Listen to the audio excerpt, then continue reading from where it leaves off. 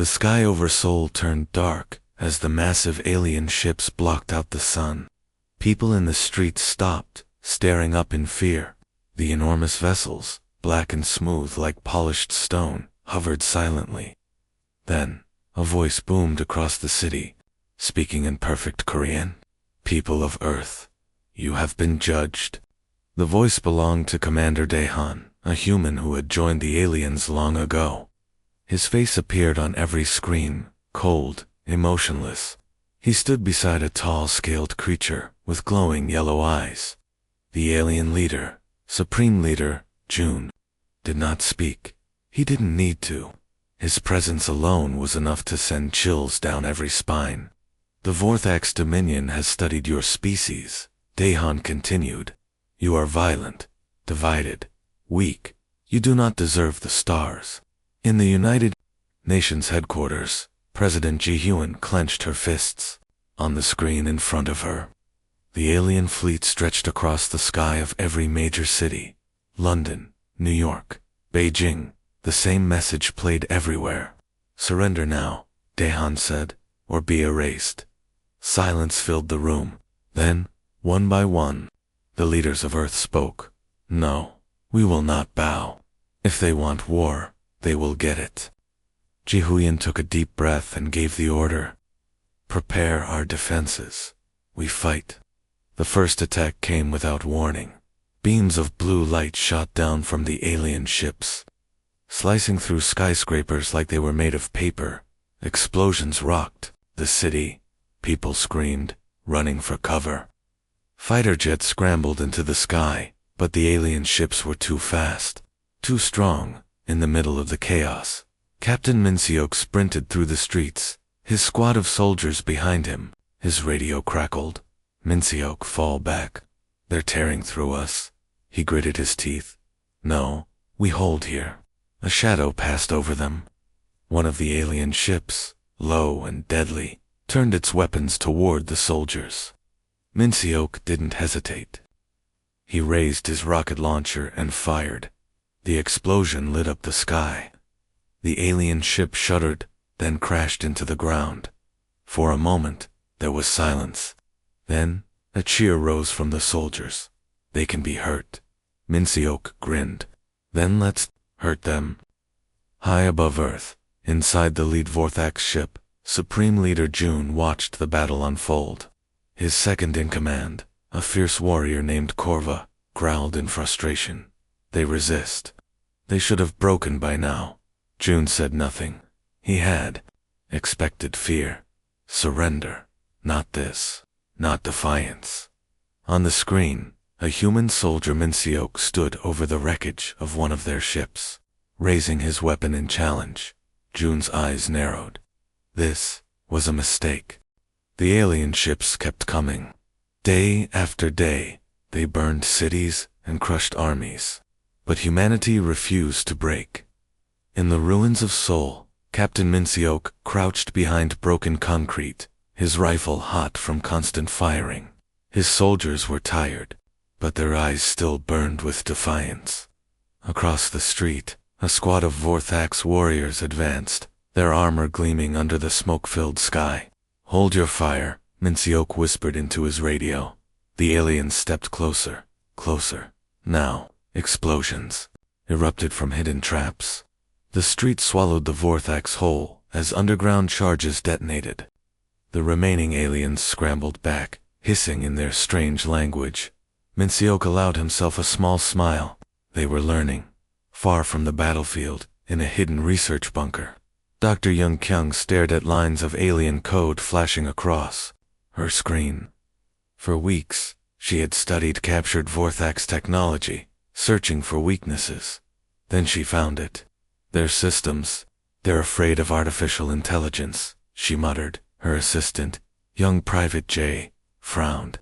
"What does that mean?" Young-kyung turned to him, eyes bright. "It means we can beat them at their own game." That night, the first human-made drones took to the skies, not piloted by humans, controlled by cold. Calculating AI, the machines moved faster than any human pilot could, predicting the aliens. Every move, Supreme Leader Jun watched from orbit as his forces suffered defeat after defeat. His war council argued around him. "We should glass their planet," roared Commander Corva. "Burn them all." Jun remained silent. On the screen below, he saw human drones dancing through his fleet, outmaneuvering his best pilots. He saw human soldiers, refusing to surrender even when surrounded. Most troubling of all, he saw human scientists doing what his people had forbidden long ago, creating thinking machines without fear. A chill ran through his scales. They had come to judge humanity. Now he wondered if humanity would judge them. Back on Earth, Minseok stood atop a pile of wrecked alien walkers, looking at the stars. The battle wasn't won yet, but for the first time, he felt something like hope. Private J approached, holding a radio. "Captain ... We're receiving a message from their lead ship." Minseok took the radio. A familiar voice came through Commander Daehan, the human traitor, but his voice shook now. "You ... You were supposed to lose." Minseok smiled. "We don't know." "How?" He crushed the radio under his boot. Around him, the surviving soldiers cheered. The night air smelled of smoke and blood, and something else, something like victory. The Vorthax were angry now. Really angry.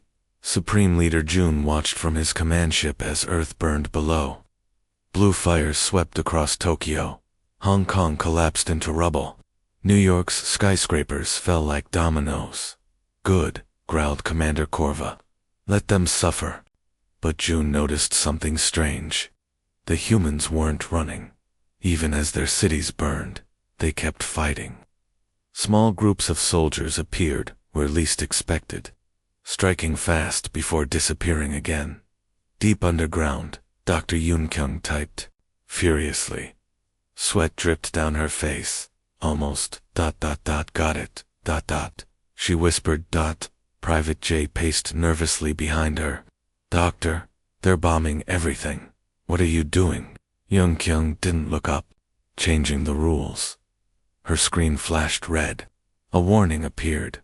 "Warning, Black Hole Navigation Protocol." Yeonjjae's eyes went wide. "You can't be serious." Yoon-kyung finally smiled. "Watch me." In space, something impossible happened. Vorthax ships suddenly veered off course. Alarms blared across hundreds of vessels as their navigation systems went crazy. "What's happening?" Jun demanded. A terrified officer turned to him. "Our ships. They're being pulled toward the black hole near Jupiter." Jun's blood ran cold. No species should have this power. On Earth, Minseok watched the sky light up as dozens of alien ships vanished into nothingness. The remaining Vorthax forces froze. In confusion, his radio crackled. Yoon-kyung's voice came through, tired but proud. "Did it work?" Minseok laughed for the first time in weeks. "Oh, it worked." All around him, human soldiers cheered. The tide was turning. Back on the command ship, Jun stared at the empty space where half his fleet had been. His hands shook. Commander Corva looked ready to explode. "We should destroy their entire planet." Jun finally spoke, his voice quiet. "No. We've made a terrible mistake." For the first time, the supreme leader of the Vorthax Dominion felt something he hadn't felt in centuries: fear. The Vorthax ship descended through Earth's smoky atmosphere, its engines humming weakly. It wasn't attacking, it was asking to land. Minseok stood at the edge of the landing zone, his rifle ready, but lowered. "This could be a trick," he muttered. Next. To him, Dr. Yoon-kyung adjusted her glasses. "Then why send only one small ship?" The ramp lowered with a hiss.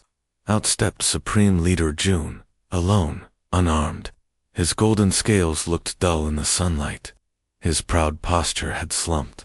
"I wish to speak with your leaders," he said in surprisingly clear Korean. In the ruined unbunker, President Ji Huyen studied the alien leader. She saw no anger in his eyes, only exhaustion. "Why now?" she asked. "After all the death?" Jun bowed his head. "Because we were wrong." He tapped a device on his wrist. A hologram appeared, images of Vorthax cities, but not as mighty fortresses, as hospitals. Millions of his people lay sick, their scales falling off, their bodies wasting away. We are dying, June admitted. We came to Earth ... to find a cure. The room fell silent. Kyung stepped forward, her scientist's curiosity overcoming her anger. What kind of sickness? June looked at her with something like hope. A genetic plague. Our bodies are ... unmaking themselves. He hesitated. We thought if we found a strong species, we could take what we needed. Minseok's hands clenched into fists. So you decided to kill us first? June met his gaze. Yes, and it was cowardly. That night, in a makeshift lab, Kyung studied the Vorthax genetic data. Private J watched over her shoulder. Dr. ...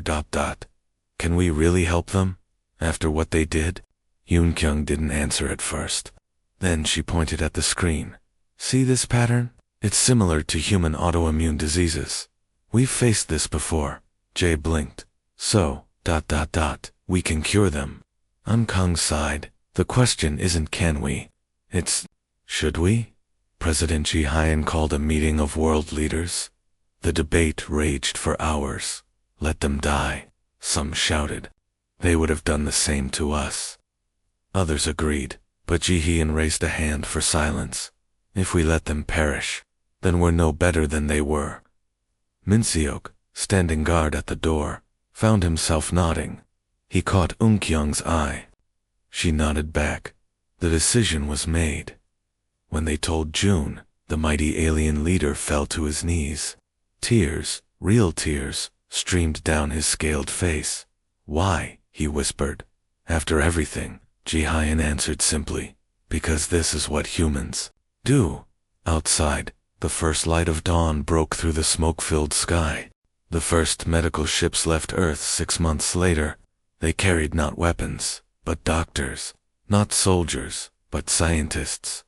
Dr. Kyung stood on the bridge of the lead ship, watching Earth grow smaller behind them. Private J, now her assistant, fidgeted nervously. Are we really doing this? He asked. Helping the people who tried to kill us? Kyung didn't answer right away. She thought of the burning cities, the lives lost. Then she thought of the Vorthax children she'd seen in June's holograms. Sick, scared, innocent. Yes, she said finally. We are. When they arrived at the Vorthax homeworld, they found a civilization on the brink of collapse. The once cities stood half empty. Hospitals overflowed with the dying . Supreme Leader June greeted them personally, his golden scales now patchy and dull. You came, he whispered, as if he hadn't truly believed it, until this moment. Captain Minseok, now head of security for the mission, stepped forward. We keep our promises. The Vorthax people watched in stunned silence as the humans unloaded their equipment. Some looked ashamed, others looked hopeful. The work was hard. Days blurred together in labs and hospitals.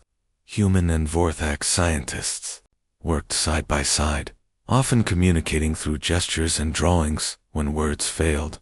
One night, Kyung made a breakthrough. That's it, she shouted, startling everyone in the lab. Their cells just need a catalyst too. Before she could finish, June rushed in, his face alight with excitement. The first treatment worked. The patients are improving. For the first time since the war began, humans and Vorthax cheered together as the weeks passed. Something remarkable happened. The Vorthax began to change. Not just physically as the cure took effect, but in their behavior. They brought gifts to the human doctors, strange fruits from their world, beautiful crystals, handmade tokens of gratitude. Children followed Kyung around, touching her hair curiously, laughing when she laughed. Commander Korva, once the fiercest advocate for Earth's destruction, now served as personal guard to Minseok. I was wrong about your kind, he admitted. One day Minseok just nodded. We were all wrong about a lot of things.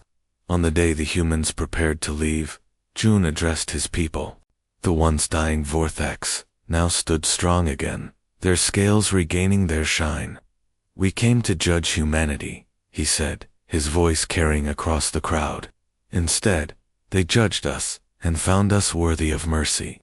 As the human ships lifted off, thousands of Vortex raised their hands in a gesture of peace. Back on the bridge, Private J wiped his eyes. "Look at them. They're waving goodbye." Yongking smiled. "No, Jay. They're saying hello to a new future." The ship jumped to light speed, leaving behind a world that would never forget what humanity had done.